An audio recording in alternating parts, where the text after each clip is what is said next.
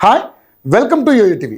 విశాఖపట్నంలో సురేష్ ప్రొడక్షన్స్కు సంబంధించినటువంటి కేటాయించిన భూమి దుర్వినియోగమైనట్లు గుర్తించిన 15.17 ఎకరాలను వెనక్కి తీసుకోవాలని రాష్ట్ర ప్రభుత్వం నిర్ణయించింది.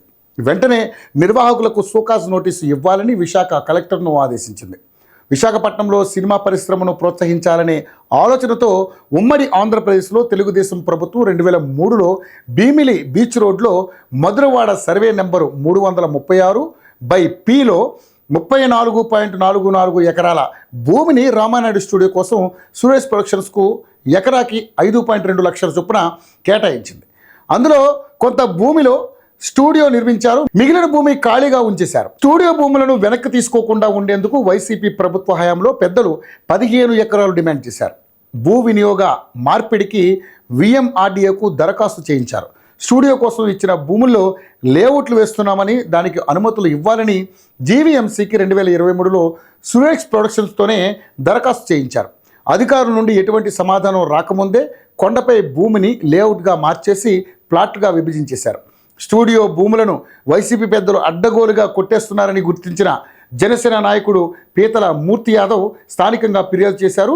విశాఖ తూర్పు ఎమ్మెల్యే వెలగపూడి రామకృష్ణబాబు అదే అంశంపై సుప్రీంకోర్టులో కేసు వేశారు.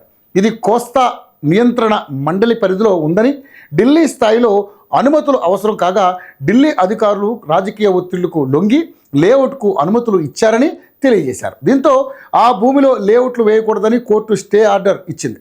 దీంతో వైసీపీ పెద్దలు ముందుకు వెళ్ళలేకపోయారు. కూటమి ప్రభుత్వం రావడంతో విశాఖ తూర్పు ఎమ్మెల్యేగా మళ్లీ గెలిచిన రామకృష్ణబాబు ఈ భూములు వెనక్కి తీసుకోవాలని ప్రభుత్వాన్ని కోరారు. దీనిపై కలెక్టర్ను ప్రభుత్వం నివేదిక కోరింది.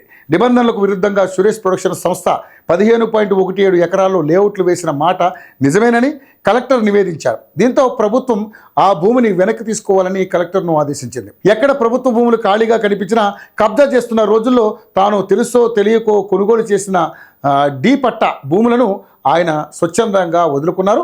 ఆ భూములను ప్రభుత్వానికి అప్పగించి 10 మందికి ఆదర్శంగా నిలిచారు. ఆయనే విశాఖపట్నం జిల్లా కూరమన్నపాలెనికి చెందిన వ్యాపారవేత్త కడియాల రాజేశ్వరరావు.